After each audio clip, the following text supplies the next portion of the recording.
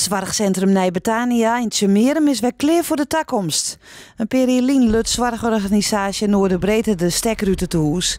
Maar Wenningbouwstichting Wonen Noordwest-Friesland sprong in het gat dat stier. Om de leefbaarheid in het dorp te behouden en wat ze breed zeggen in Ouderijnwenten in het dorp. Het huis is verbouwd en vernaaid en joert officieel iepenen. Rijn Hagenaars van Wonen Noordwest-Friesland is grutsk op het resultaat.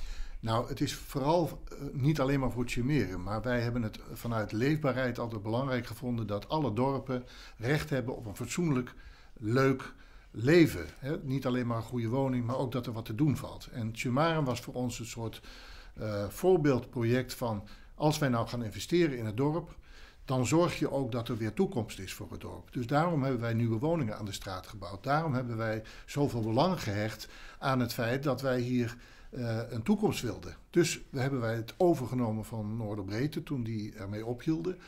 En hebben wij samenwerking gezocht met Zorgcentrum Het Beeld om met elkaar toch voor dit dorp en voor de ouderen hier, voor de huurders, en daar zijn we voor aan de slag, te zorgen dat er hier ook prettig gewoond kan worden. En ik ben het met mevrouw Pieters helemaal eens. Als je hier altijd gewoond hebt in deze omgeving, hoe belangrijk dat is dat je daar ook oud kunt worden. In plaats van dat je op je oude dag naar een heel vreemde plek moet. Als dat moet, kan het ook, best. Maar wij denken, ja, dorpen zijn ook prima plek om te wonen. En ik denk dat Tjemerum er ook heel veel van over heeft gehouden. We hebben het er net al over gehad, van hoeveel vrijwilligers er nu in de been zijn om hier mensen te helpen. Gewoon omdat ze dat leuk vinden, omdat het voldoening geeft. En de saamhorigheid in het dorp, dat is ook een heel groot winstpunt. Maar goed, jo mat ik wenst maatje, dus het mat ik goed kennen. Jazeker, wij gaan zeker ook geen dingen doen waar wij later spijt van krijgen. Dus je moet heel goed overwegen, is er toekomst? Maar wij weten allemaal dat de vergrijzing, het aantal mensen wat ouder wordt, neemt in de komende jaren alleen maar toe. Dus wij zijn om die reden ook niet bang dat het hier misgaat. Wij denken eerder dat we over een jaar een wachtlijst hebben.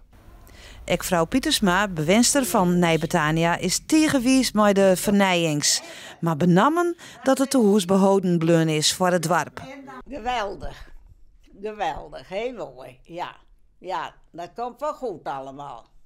Want het het er wel eens kofkop lieken dat het je sluiten zoe. Dat het er al in zitten. Maar gelukkig, het is misschien wat verlietser worden, maar nou is het weer elk met zijn vlakje mee, hè? Sneun 8 april is het Ibendag in Nijbetania. Kun je maar ze binnen al verzijn.